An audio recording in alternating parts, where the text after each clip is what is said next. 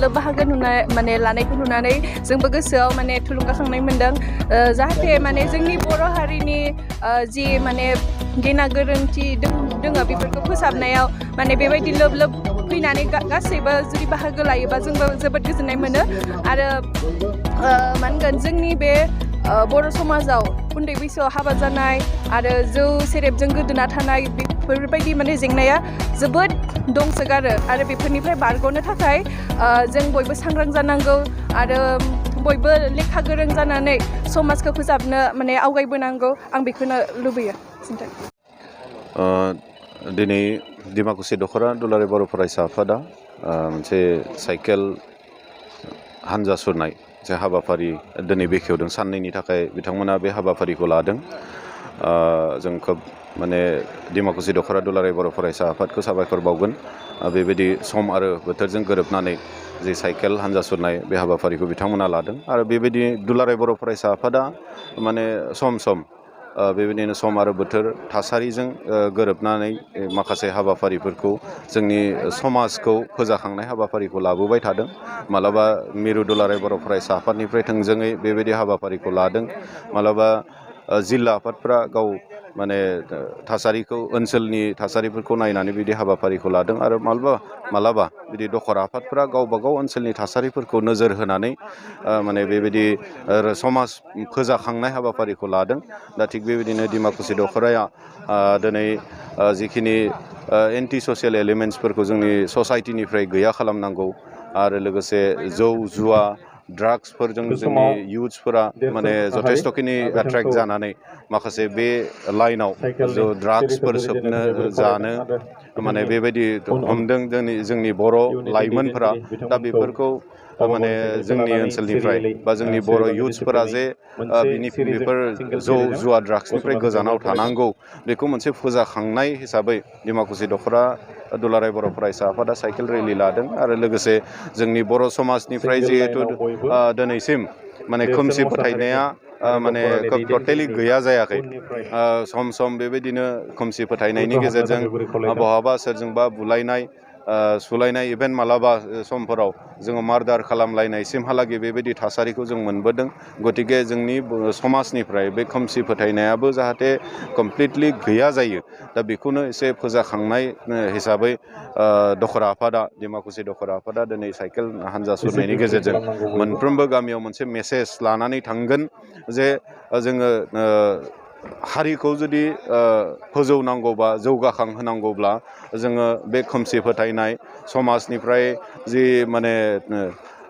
समाज बेरेखा खामानि मावनाय जौ जुवा ड्राग्स बेफोरनिफ्राय गोजानाव जे जों थानांगौ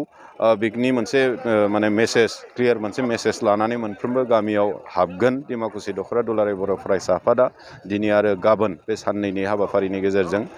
दा बेखाय दा साफ्रोमबो रायजो राजा बिथांमोनखौ आङो खावलायगोन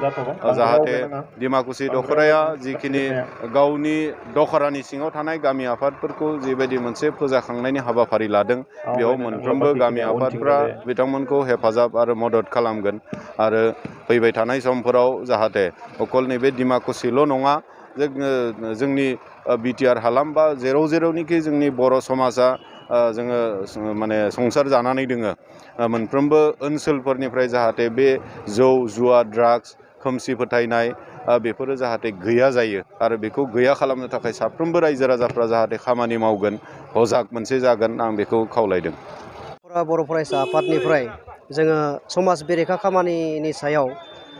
हेंथायै सानथामनि थाखाय जोङो बे हाबाफारिखौ लादोंमोन गोलाव साइकेल हानजा सुरनाय नाथाय सम आरो बोथोरखौ नायनानै जोङो बेखौ सानथामनिफ्राय साननै खालामनाय जाबाय जोङो दिनै जागायबाय डिमाकुसि दख'रा बर' फरायसा आफादनि मावखुलिनिफ्रायनो आरो बेखौ जोङो गाबोनो हाजो सेरफां इउनिट आबसुनि मावखुलियाव मोनाबिलिनि 4 रिंगायाव जोङो फोजोबनो सानदों आरो बेखौ जोङो दिनै जागायदों जे दख'रानि सिङाव 67टा गामि दङ आरो बे 67टा गामियाव जोङो मोनफ्रोमबो गामियाव हाबगोन बिथांमोनजों सावरायगोन रायलायगोन मोनफ्रोमबो गामियाव जोङो मिटिं लानाय जादों जायगा जायगा बिदिनो ब्रेकफास्ट लान्च आरो जोङो दिनै हरनि थाखाय जोङो सिमुलिगुरि गामियाव थाहैनो थाखाय जोङो थिरां खालामबाय दा बे रेलिनि गेजेरजों जोङो बेखौनो मेसेज होनो सानदों रायजो राजाफोरनो जे जोंनि गेजेराव जोंनि समाजनिफ्राय समाज बेरेखा जायफोर खामानि समाज बेरेखा जायफोर एलिमेन्ट्स बेफोरो जोंनि समाजनिफ्राय गैया जानांगौ जे जोंनियाव जोंनि लाइमोनफोरनि जि माने जौ जुवाजों गुब्रुफबनाय ड्राग्स सोबनायखौनो होन बहाबा माने लोगो लेवाजों बेरायनानै सोरखौबा बुनाय नङा होमबा दा बेफोरबायदिखौ जोङो समाजनिफ्राय गैया खालामनो थाखाय नैबे माने रेलिखौ लानाय जादों आरो बेनि गेजेरजों जोङो बेखौनो खावलायनो सानगोन जे जोंनि लाइमोन सेंग्रा सिख्लाफोरखौ जे नैफोरबायदि गाज्रि खामानिफ्राय गोजानाव थानानै लेखा फरायाव गोसो होनानै गावनि माने केरियारखौ दाफुंनायाव जाहाथे बयबो गोसो होयो आरो जोंनि गामि समाजाव थानाय जायफोर दैदेनगिरिफोर जायफोर गिदिर गोलाव बिथांमोनखौबो जोङो खावलायनो सानदों जे नैबे हाबाफारियाव जों जाहाथे बयबो माने हेफाजाब होयो बयबो जुदि हेफाजाब होलायलायोबा जोङो फोथायो जे नैफोरबायदि समाज बेरेखा खामानिनिफ्राय जोङो गोजानाव थानो हागोन आरो नैफोरबायदि जि समाज बेरेखा गाज्रि एलिमेन्ट्सफोर बेखौ जोङो समाजनिफ्राय गैया खालामनो हागोन। फुंबिलिनि हामलायनाय बावहरबाय खुलुमनाय बावहरबाय दिनैनि बे दिमाकुसि दख'रा दुलाराय बर' फरायसा आफादनि जे साननैनि गोलाव साइकेल रेलि सालायनायनि जे मोनसे हाबाफारि लादों बेयो जोबोद मोजां थांखि बिनि गेजेरजों जोङो जोंनि समाजाव बायदि बेले बेजे जि उन्दै बैसोआव हाबा जानाय उन्दै लाइमोनफोरा जौ जुवा आरो बिदिनो बायदि ड्राग्स गान्जाफोरजों जि गाज्रि थासारियाव गब'नानै दङ बेखौ जोङो ओरैबायदि जों नोजोरजों नायनानै जाहाथे जोंनि फैबाय थानाय उन्दै लाइमोनफोरा जुदि गब'नानै थायालासिनो बेखौ मैखोम माने उदां जानानै जोंनि जि समाजनि खामानि मावनो गोनां मोजां गियान गुन गोनां सोलोंथाइ लानाय बेफार फानिज्य बायदि बिथिंफोराव जौगानायखौ लाबोनानै जों नोजोर होनानै जों बे हाबाफारिखौ लानाय जादों